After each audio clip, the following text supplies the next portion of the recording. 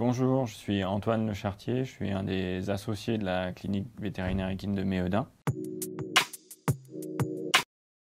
Mon associé, le docteur Betch, qui est également chirurgien, avait plusieurs fois émis l'idée d'en acquérir un suivant le modèle américain. Pour ma part, j'étais un peu réticent parce que je trouvais que la qualité de l'image présentée était un peu insuffisante. Notre représentant Artrex nous a présenté votre modèle, le nanoscope, et on a pu le tester une première fois sur un cheval et on a trouvé l'image satisfaisante sur les boulets et les carpes.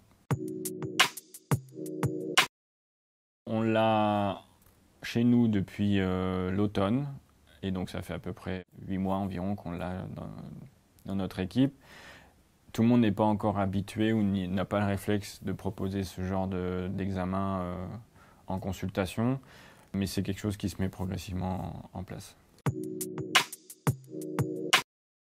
Jusque-là, on ne l'a utilisé qu'en exploration. On n'a pas eu les indications pour faire des interventions avec, sachant que sur un cheval, on préfère encore intervenir sous anesthésie générale.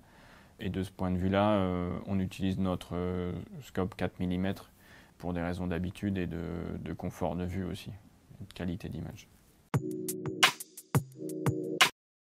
Le suivi de traitement arthroscopique, mais également tout ce qui va être complément de l'arthroscopie. On a évoqué le PRP tout à l'heure notamment, ou l'injection de cellules souches. Et ensuite, la deuxième, on l'avait imaginé en complément de notre scanner debout. Donc on est capable de faire des scanners du pied et du boulet sur cheval debout, ce qui n'est pas très utile pour évaluer le cartilage. C'est très bien pour la structure osseuse, pour toutes ces choses-là, mais pour la qualité du cartilage, on a pensé que le complément du nanoscope était une bonne idée. Dans notre pratique, on va l'intégrer dans toutes les évaluations un petit peu poussées d'une articulation précise. Ce n'est pas en première intention qu'on va évidemment sortir le nanoscope, mais si jamais on a identifié une articulation qui pose problème sur un cheval, que les premiers traitements n'ont pas été satisfaisants ou qu'on veut avoir une idée sur le pronostic à donner au client, je pense que c'est une très bonne indication. Voilà. Oui, ça va être un bon moyen de développer les examens debout. Alors c'est quelque chose qui est très simple, c'est le format échographe. Donc autour d'un cheval debout, c'est très appréciable. Il y a juste un fil. Alors là, on a utilisé un perfuseur pour irriguer l'articulation, mais on pourrait très bien avoir juste une seringue de brancher sur le trocar.